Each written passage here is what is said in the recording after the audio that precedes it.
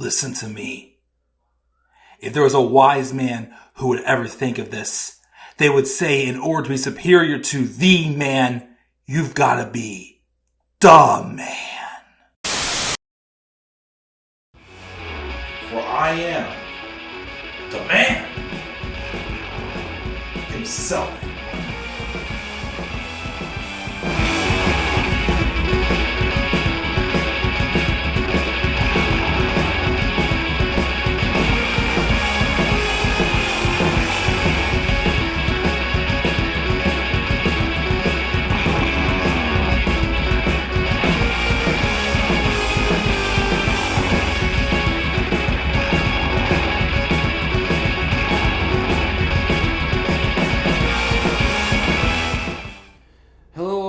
What is going on, and hope you all are having a very good Friday. This is the Club of the Man 1993, and this is a pre-recorded Raw review. As you can tell, I am a little not really the peppiest today. I've had a very rough week at work. It's one of those rough weeks you get at work here and there. And I'm sure most of us, including myself, is still mourning and grieving over the loss. Because again, I'm recording this on Friday, August 25th, a couple hours before SmackDown. But we all are grieving the loss of Bray Wyatt. I already did my video about last night. Again, I was going to do this Raw review last night, but then I had to do the Bray video first after I found out about his death. And then I was up late trying to make a short for it. Unfortunately, I was having some glitches with the video editing software, so I didn't get to finish that, but I'm hoping to finish that tonight. But I thought at least while I wait for my wife to get home before we go out to dinner, I will record this Raw review. I'm going to put all Bray Wyatt stuff on pause for this review. Tonight's episode of SmackDown is supposed to be a tribute show for Bray, from what it sounds like from the rumors. I plan on doing that one live because I didn't get to go live for Bray's passing. I wanted to keep that one short and, just the brief thoughts. I will do a live stream, though, for SmackDown since it sounds like it's going to be pretty much a Bray Wyatt tribute show. So all Bray Wyatt stuff's on hold for the time being. We're going to get back to Raw. Raw this week took place in Quebec City, Quebec. And I thought it was decent. Again, there is some... I think, again, the reason why I didn't like it as much as some people probably would have, again, is because I've been saying it for a couple weeks. I'm getting very, very sick of what they're doing with the Judgment Day. It was basically the same thing on this episode of Raw. I mean, yes, we did have Sami Zayn come out to a country, heroes welcome. Big pop in Quebec. He's from Montreal, of course. This is Quebec City, so not too far. And, of course, the Judgment Day came out to, beat him down. But then Kevin Owens made a return. And then they challenged him to... Kevin Owens and Sami Zayn challenged the Judgment Day to a match for any two members against them in the main event later on in the show. Well, of course, Cody Rhodes got involved and said he wants the Judgment Day to suffer. And, basically, the main event ended up being Kevin Owens and Sami Zayn, and JD McDonough tossed the briefcase into the ring, and Kevin Owens caught it, and for some reason, Kevin Owens attacked, I think it was Finn Balor, whoever it was, with the briefcase, and I'm like, why are you disqualifying yourself? And it just set up for a tag match, a 6-man tag, with Cody, Sami, and Kevin taking on the Judgment Day, and it's just the same thing, the miscommunications, and losing. And as I said last week, I think what would make this okay... Again, I think the thing to me that hurt this interest for me in this story is that, first off, again, I keep saying this, is because, again, Judgment Day lost the feud to Edge. Which, again, the whole point of it was so that Edge can end when he first started. Why are they still here? And then also, if they're trying to do the story where the Judgment Day need JD McDonough to strengthen themselves as a team, I keep saying, the problem is, even though he looked strong in the match last week against Sami, he still lost the match. And he had Finn Balor out there helping him. So why should I still be invested in this storyline if all they're doing is losing and it's the same thing every single week? Damian Priest tries to use the briefcase to help. It does not work. And I'm just sitting there and I'm just like, either do something different or just move on from this. Because again, it's just the repetitive stuff. And then also, what are they even doing with Cody Rhodes for Payback? Maybe he's not involved in Payback, but I thought maybe they were going to do a 6-man tag with Cody Rhodes, Kevin, and Sami at the Judgement Day. But they just did that on Raw. So, no need to see that Payback. You know? But that, I think, was the biggest thing that kind of, like, hurt the show a little bit, in my opinion. But to get into the rest of the show, the rest of the show wasn't too bad. We had the New Day. They defeated the team of Matt Riddle and Drew McIntyre. I, honest to God, thought that Drew McIntyre was going to turn heel here, but he did not. But they lost because the Viking Raiders, which also is another story that they're starting to beat to death. The Viking Raiders and everyone else, and they keep losing to them, to everybody. They came out and they pulled Drew McIntyre off the apron, and that helped the New Day to win. Of course, it was like a 3-on. It was like the Viking Raiders tried to attack New Day also. So I don't know if this is like a triple threat, number one contenders thing, or what the heck it is, or whatnot. Which, by the way, also, there was also another Tommaso Ciampa vignette where basically he made a do-it-yourself reference. And not on camera, they're doing these exclusives of these missing Johnny Garganos. So again, the plan for DIY is coming. Of course, the big question is will they start in time before Vince gets back? I still keep saying this. I kind of don't understand why Triple H is trying to get us invested in these talents we know that Vince wouldn't even bother with. Just for Vince to come back and all the plugs get pulled again. But we got that. The best part of the show, in my opinion, was the Intercontinental title match with Gunther and Chad Gable, which was absolutely fantastic of a match. And it ended in a very, very unique way to have us want to see, of course, another match, and for it to probably get to Payback next Saturday, which, again, I'll be in there in attendance live for.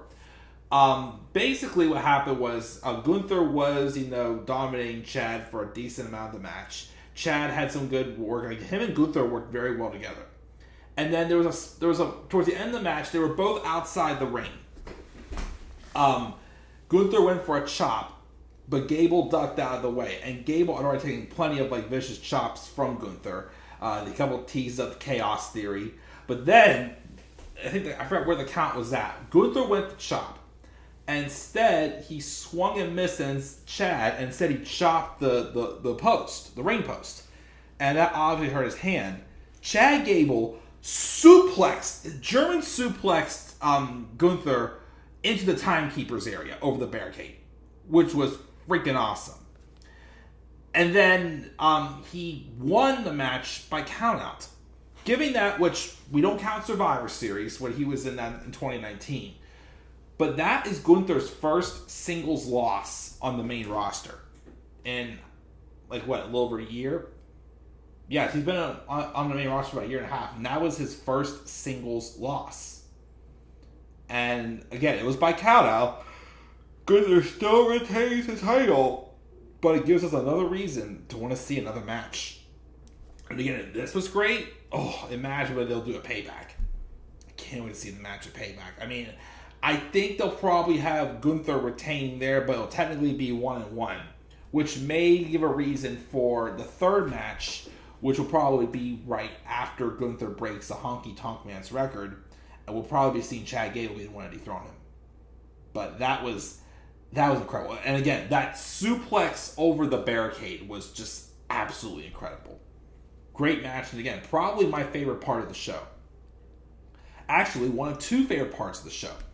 So, one of the also fallouts from the previous week's episode of Raw was the story about what did Shinsuke Nakamura say to Seth Rollins that disturbed him last week and caused a distraction, and Shinsuke was able to, get into Seth's head and hit the hit the Kinshasa on him.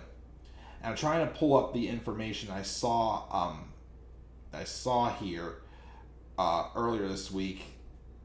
Well, that Seth talked about in his promo. Hang on. It's almost there. Here it is. Okay. So Shinsuke Nakamura cuts up basically, and it was definitely one of his best promos on the main roster. And he reveals that what he said to Seth was, "I know about your back." And again, there has been rumors for a while that Seth Rollins has been working hurt for a while and is completely banged up. And Seth Rollins revealed on Raw with an interview, live on TV, that he has been for almost 4 years, and apparently it's been ever since that Hell in a Cell match with Bray Wyatt, rest in peace. And of course, it was not one of the best matches ever. Of course, it was my number 5, my recent worst matches of all time. But apparently, during that match, he suffered a back injury. And for almost 4 years now, he's been wrestling with 2 fractures in his lumbar spine. Ouch! Like, how has he been still wrestling and, like, not even showing... How can we not even tell this at all? And, of course, he's mentioned, like, Shinsuke's trying to use my injuries as a way to get into my head. Fine, come at me, bro. Or, come on! As Shinsuke would say. So, again, that is a great way to get Shinsuke elevated again. Like him be like the master of these mind games. Like I said, like when they first did this heel turn from Shinsuke, I thought at first it was all because they wanted to just... I really thought, based off the tease they did that night, they were going to do a triple threat with Seth, Cody, and Shinsuke, and have Shinsuke be in there just to take the pin. Now I'm starting to wonder, could they maybe pull the trigger? Because there's been rumors about Seth Rollins maybe taking some time off to get his back fixed, which he very well should if he has those 2 fractures. Like, ouch. And they could put it on Shinsuke. Like this actually made me think there is a chance they could put the world title on Shinsuke. Which, of course, makes me a little bit bitter. Like, a little bit the fact that, okay, that'd be awesome, but why couldn't you... Again, if you were... Especially because I keep saying that, you're trying to make them, like, the biggest focal point of Raw right now. Why didn't you just do this with Finn at SummerSlam? I thought that was a great fulfilling story. I mean, this is still great, too. It's different, and it's definitely some of Shinsuke's best work he's done on the main roster. But I sit there and say, okay, if you were going to give him the belt to someone anyways, you could have given it to Finn. And nothing against Shinsuke. I would love to see Shinsuke with the world title. But also, Finn Balor could have benefited from that too, especially with the Judgment Day. But we got that. We had Rhea Ripley, who squashed Candice LeRae in a non-title match. And afterwards, Raquel Rodriguez comes out on a crutch, acting like, she's still hurt, but then reveals she's cleared. And she attacks Rhea and announces that she will be facing her at Payback. We also had a segment with Miz and Akira Tozawa, who was getting LA Knight's chance over. And they had a match. And because of LA Knight distracting Akira Tozawa got a victory over The Miz. Now, I heard this stat the other day. And my first thought is, well, I guess we're not counting the wins he got with the 24/7 title. I guess when everyone knows that doesn't count at all or whatnot. Apparently, though, that was Akira Tozawa's first singles win on Raw since he defeated Pac, formerly known as Neville, for the Cruiserweight Championship before SummerSlam 2017. Yeah, it's been 6 years. No, 6 years. I'm sorry, 6 years since Akira Tozawa got a win on Raw.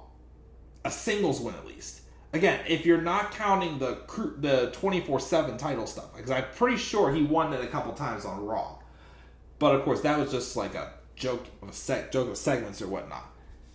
Yow. But again, you can tell whenever Akira Tozawa is actually getting like a little bit of a direction that Triple H has the show. Like, I still don't ever see Akira Tozawa like winning a title or being like a name, but as like a comedy actor or whatnot, I think he can make it work. But we'll see how long that lasts. But yeah, Akira Tozawa got a win over The Miz.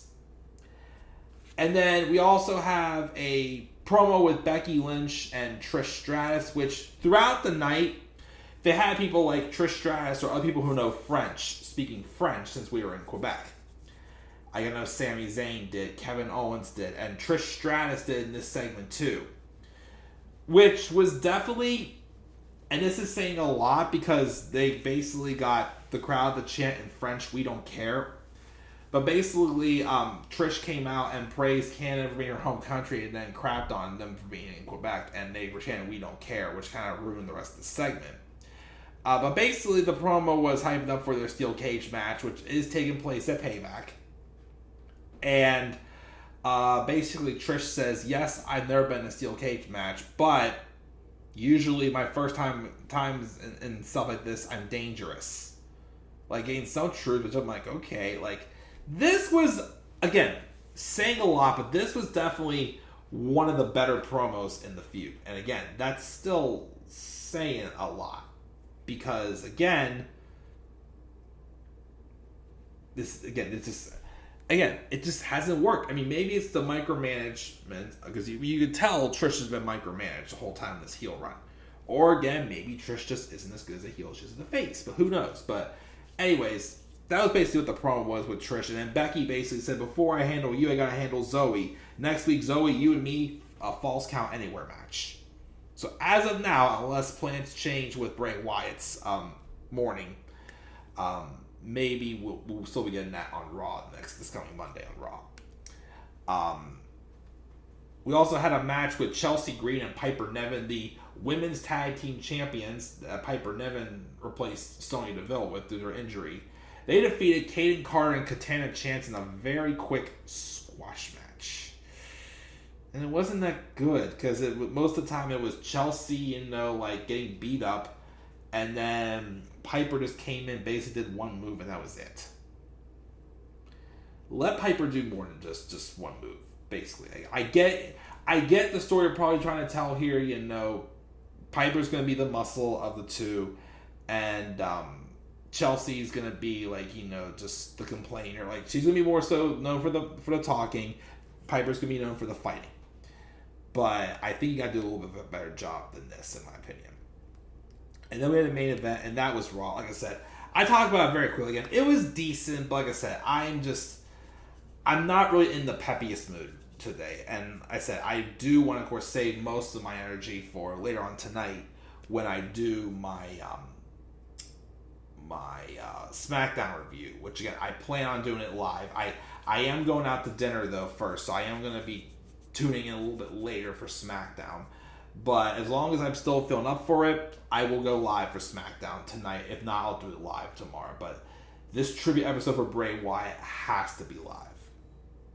But that's Raw. I gave it a C+. Again, I like the stuff with Chad Gable and Gunther the most. I also really like the stuff with Shinsuke Nakamura and Seth Rollins. Honestly, if there's no bloodline, main event the show. Main event the show as need be, as the world title deserves to do so. Everything else was fine. Again, this is the Judgment Day stuff. I keep saying it keeps overpowering the rest of Raw, and I keep saying I just lost a lot of interest in it. But what are your guys' thoughts on Raw? Again, I gave it a C+. Leave your guys' thoughts down in the comments section below. Be sure as always to slap a like on the video and subscribe for more content on my channel. And follow me on Twitter at the Club of the Man 93. And also follow me on TikTok and Instagram at the Club of the Man 1993. Until then, guys, I'm checking out. I'll catch you guys later. And do not forget, in order to be superior to the man, you've got to be the man. And for I am the man himself.